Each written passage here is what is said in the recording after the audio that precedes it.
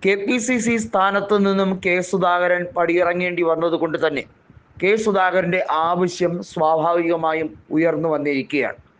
2026 assembly seat നൽകുക എന്ന ആവശ്യമാണ് കെ സുധാകരൻ മുന്നോട്ട് വയ്ക്കുന്നത്. അത് സ്വാഭാവികമായും UDF നൽകാൻ തന്നെ തീരുമാനിക്കും. അതിന് കാരണമാകുന്നത് കണ്ണൂർ നിയോജക മണ്ഡലത്തിൽ കഴിഞ്ഞ 2 തവണയും നേരിയ വ്യത്യാസത്തിലാണ് UDFന് സീറ്റ് നഷ്ടമായത്. അതുകൊണ്ട് തന്നെ 26,000-ലേറെ വോട്ടിൻ്റെ ലീഡ് കെ സുധാകരന് സമ്മാനിച്ച സ്വന്തം തട്ടകത്തിൽ, അതായത് 1996 മുതൽ 2009 വരെ 13 കൊല്ലക്കാലം MLA ആയിരുന്ന സ്വന്തം തട്ടകത്തിൽ വീണ്ടും മത്സരിച്ച് ജയിക്കാൻ വേണ്ടിയുള്ള നീക്കമാണ്.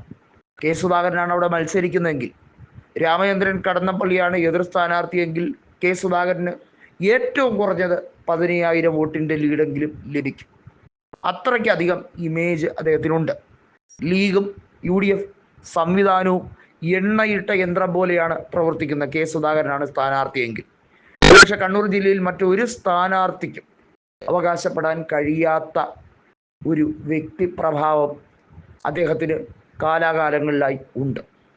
ആ വ്യക്തിപ്രഭാവം ഒരിക്കലും നശിക്കുകയില്ല എന്ന് CPIM-ന് ഉത്തമ ബോധ്യമുണ്ട്.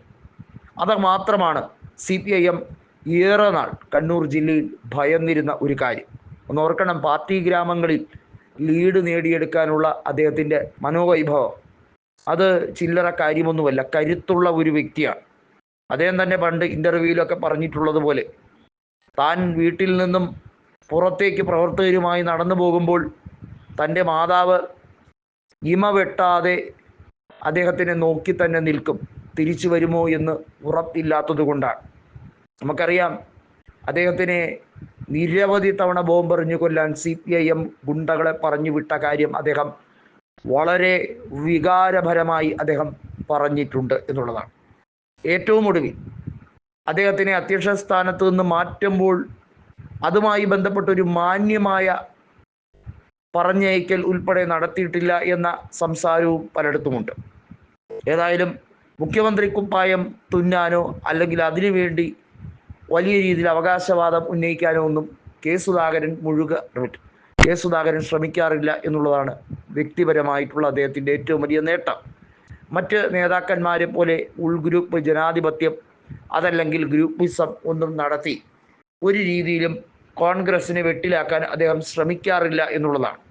ഒരുപക്ഷെ മറ്റ് പല നേതാക്കളും ഒരുപാട് ഗ്രൂപ്പ് കളിച്ചതിൻ്റെ ഭാഗമായാണ് ഇപ്പോൾ കോൺഗ്രസ് കഴിഞ്ഞ 2 തവണയായി അധികാരത്തിന് പുറത്തേക്ക് ഇരിക്കേണ്ടി വന്നു. പല നേതാക്കളും കെ സുധാകരൻ്റെ പോരാട്ട വീര്യം കണ്ടുപഠിക്കേണ്ട ഒരു കാര്യമാണ്.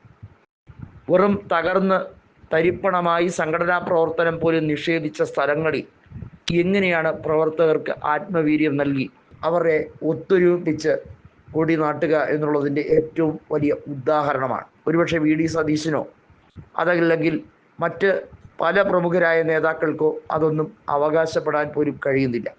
എന്തിനധികം പറയുന്നു, രമേശ് ചെന്നിത്തലയ്ക്ക് പോലും ഹരിപ്പാട് അസംബ്ലി മണ്ഡലത്തിൽ മത്സരിക്കുന്നു.